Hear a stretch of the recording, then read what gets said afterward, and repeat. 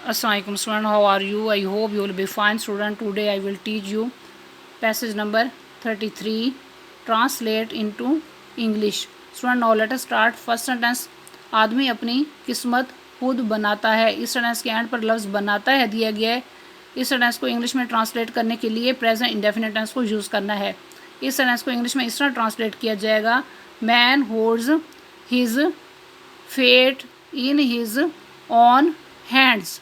Next sentence, उसको चाहिए कि मेहनत करे और लगन से काम करे ताकि वो अपनी ज़िंदगी में कामयाब हो सके। इस सेंटेंस के दो हिस्से हैं। सेंटेंस के पहले हिस्से में लफ्ज़ चाहिए दिया गया है। इस हिस्से को इंग्लिश में ट्रांसलेट करने के लिए मॉडल वर्ब शुड के साथ फर्स्ट फॉर्म को यूज़ करना है। सेंटेंस के दूसरे हिस्से में लफ्ज़ कामयाब हो सके दिया गया है। इस हिस्से को इंग्लिश में ट्रांसलेट करने के लिए मॉडल वर्ब मे के साथ फर्स्ट फॉर्म को यूज़ करना है।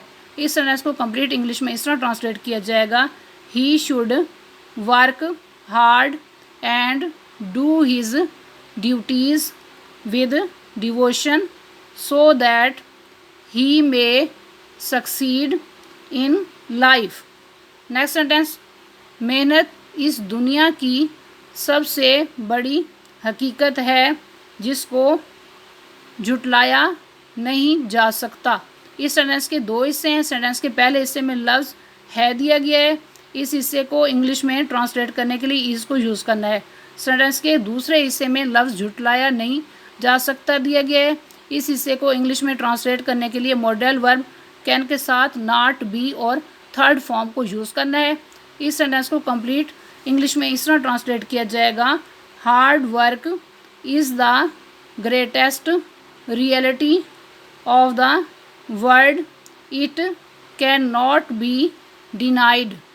नेक्स्ट सेंटेंस, अगर हम माजी में नज़र दौड़ाएं तो मालूम होगा कि जितने भी अजीम आदमी गुज़रे हैं सब ने मेहनत और हिम्मत से काम लिया और अपनी किस्मत संवारी। इस सेंटेंस के पहले हिस्से में लफ्ज़ अगर हम माजी में नज़र दौड़ाएं, इस हिस्से को इंग्लिश में ट्रांसलेट करने के लिए प्रेजेंट इंडेफिनिट टेंस को यूज़ करना है। सेंटेंस के दूसरे हिस्से में लफ्ज़ मालूम होगा दिया गया है। इस हिस्से को इंग्लिश में ट्रांसलेट करने के लिए फ्यूचर इंडेफिनिट टेंस को यूज़ करना है। सेंटेंस के तीसरे हिस्से में लफ्ज़ जितने भी अजीम आदमी गुजरे हैं, इस हिस्से को इंग्लिश में ट्रांसलेट करने के लिए पास्ट इंडेफिनिट टेंस को यूज़ करना है। सेंटेंस के चौथे हिस्से में लफ्ज़ सब ने मेहनत और हिम्मत से काम लिया, इस हिस्से को इंग्लिश में ट्रांसलेट करने के लिए पास्ट इंडेफिनिट टेंस को यूज़ करना है। सेंटेंस के पांचवें हिस्सा और अपनी किस्मत संवारी, इस हिस्से को इंग्लिश में ट्रांसलेट करने के लिए पास्ट इंडेफिनिट टेंस ही यूज़ करना है।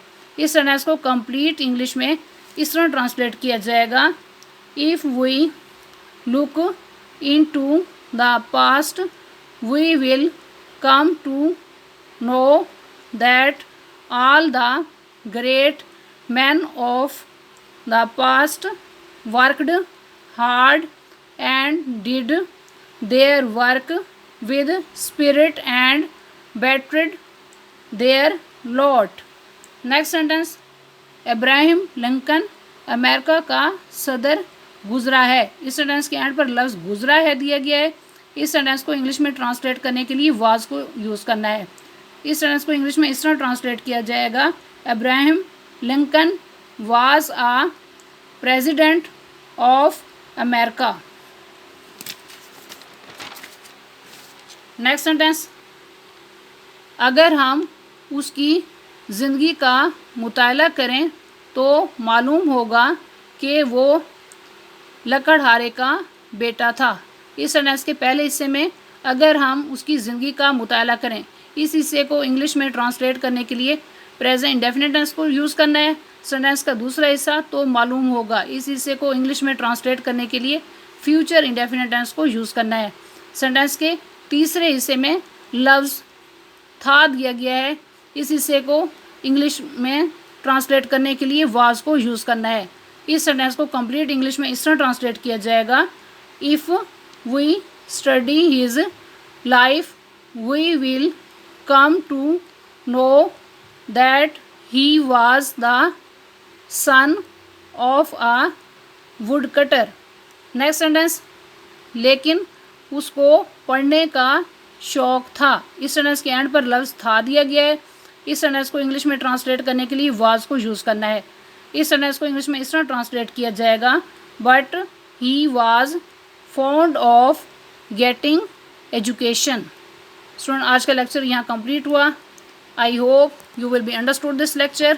Okay, Allah Hafiz.